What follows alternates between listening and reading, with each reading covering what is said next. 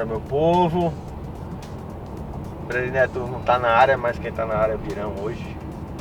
Estamos aqui testando o HRV Touring com motorização 1.5 turbo na versão 2020. Essa configuração que a gente tá andando hoje é a versão topo de linha. O câmbio é um câmbio CVT. E ao contrário do que muita gente acha, que o câmbio não é interessante porque não tem a evolução das marchas, mas o motor empurra muito bem e a configuração realmente agrada muito. O carro é extremamente confortável, extremamente espaçoso, e uma das coisas que mais me deixou impressionado nesse carro foi exatamente o nível de silêncio do carro.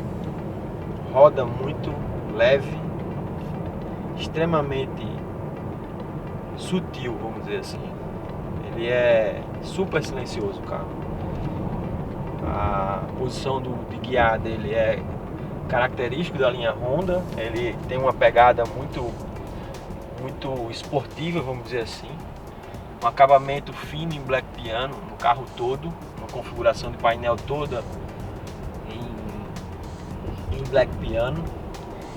O volante é equipado com shift pedal, né, com pilot shift, como pedal shift, como alguns chamam.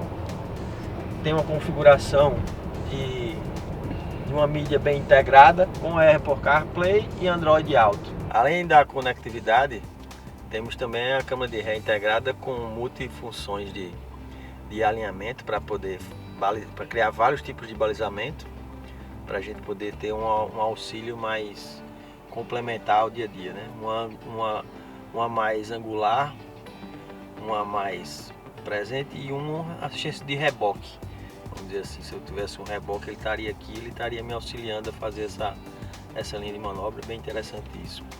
Agregado a esse dispositivo, a gente também tem a função Tilt Down, que é a função do espelho retrovisor, e aqui mais uma função também, que é a assistência de visão lateral. Lane Watch é uma assistência para redução de pontos cegos, né? Facilita bastante na hora de manobra, na hora que eu estou principalmente criando um acesso à direita, né? Ele tem demarcações aqui de limite, aqui onde ele vai aproximando para mim. Essa faixa vermelha já seria o ponto limite da traseira do carro, então facilita bastante a questão do ponto cego, valoriza bastante. Também temos para a função urbana, a gente tem a função brake hold, né, que é uma função de freio automático, né, um freio inteligente, onde a gente utilizando ele ativo. Uma vez ele ativo, ele fica com o carro freado, enquanto eu posicionado com o pé no freio, eu posso soltar o freio, ele vai estar freando permanente, e na hora que eu tocar no acelerador, ele vai liberar novamente o sistema para que eu possa estar trafegando normalmente. Essa é uma das funcionalidades. E o freio de mão eletrônico, com sistema de acionamento eletrônico inteligente. Uma das coisas que realmente me impressionou nesse carro é porque esse rodar macio que o câmbio traz, essa leveza que o câmbio do CVT traz, ela traz uma economia muito boa também. O carro aqui dentro chegou a fazer aqui 10,5 de consumo, na estrada chegou a fazer mais de 15. Nessa linha de consumo que a gente está falando um pouquinho de consumo aqui agora, eu consegui rodar mais de 300 km com ele, em percursos mistos, né? Parte foi estrada e parte foi urbano, né? Na grande maioria deles asfalto, não teve estrada de chão ou calçamento, pavimento, calçamento, paralelepípedo. Andei pouco, nível de ruído também agrada no paralelepípedo, apesar de ser um carro grande, rodas grandes, então isso normalmente tem um índice de ressonância muito forte dentro da cabine, mas agrada muito. Tem um teto panorâmico, outra coisa bacana que eu acho nesse carro. Mas voltando aqui para o consumo, nessa parte do painel que eu estava falando ainda há pouco, ele tem uma predisposição, um arco verde, e quando a gente começa a entonar o pé, ele vai ficando azul mais escuro. É para exatamente mostrar que você tem que entrar numa faixa, numa relação de lag, uma relação de consumo para ele, para que você possa estar trabalhando o lag de pedal. O lag de pedal que a gente fala é exatamente aquela linha do econômetro, né? Que a gente muitas vezes numa pequena inclinação como essa que a gente está aqui agora, eu tiro o pé, ele continua mantendo e a linha de consumo dele aumenta, ainda a linha de consumo diminui, aumentando assim a minha possibilidade de uso desse combustível.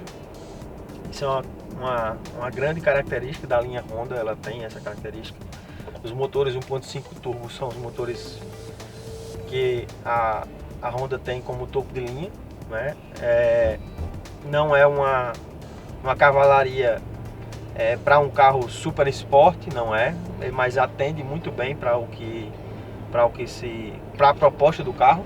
Então, nessa relação de uso, agrada bastante e é uma das coisas que realmente me deixou impressionado.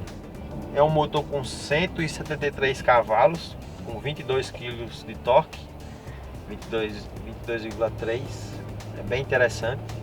A pegada é boa exatamente por essa relação do câmbio. Ele tem esse câmbio Sport que ele realmente se apresenta como Sport. Diferente de todo o câmbio CVT, que normalmente não tem uma pegada tão eficiente, né? Assim, normalmente os câmbios CVT eles são uns câmbios mais ameno, mas com essa configuração realmente no módulo Sport ficou bem interessante. E ele automaticamente no painel aqui já fica num tom azul escuro, exatamente para estar mostrando um pouquinho dessa pegada do Sport. O motor enche bem, o turbo funciona de maneira bem interessante, porque ele entra num módulo de apresentação, vamos dizer assim, onde realmente a gente consegue tirar esses 22 kg de torque com muita eficiência.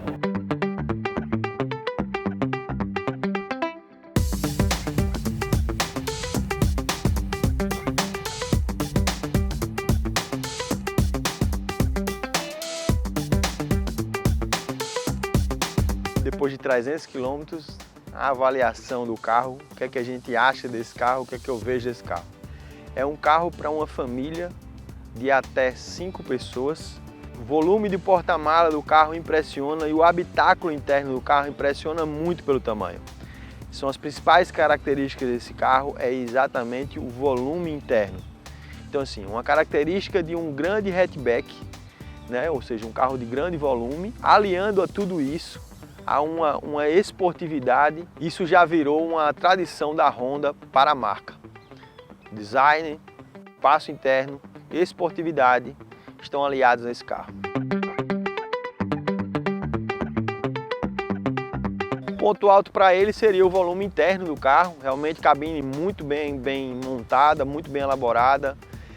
Um ponto baixo para esse carro que a gente poderia levar em consideração seria exatamente a ausência de uma cavalaria mais interessante, né? Ou seja, um carro algo em torno, com sua motorização poderia entregar um pouco mais do que 200 cavalos. Então, esse carro, na verdade, se ele tivesse nessa faixa de 200 CV, seria realmente um super esportivo. Mas não desejando tão mal, né, e falando tão mal, mas sim, é uma impressão do que o carro tem, ele está exatamente voltado para essa qualificação de um carro família. Então ele entrega realmente aquilo que ele tem.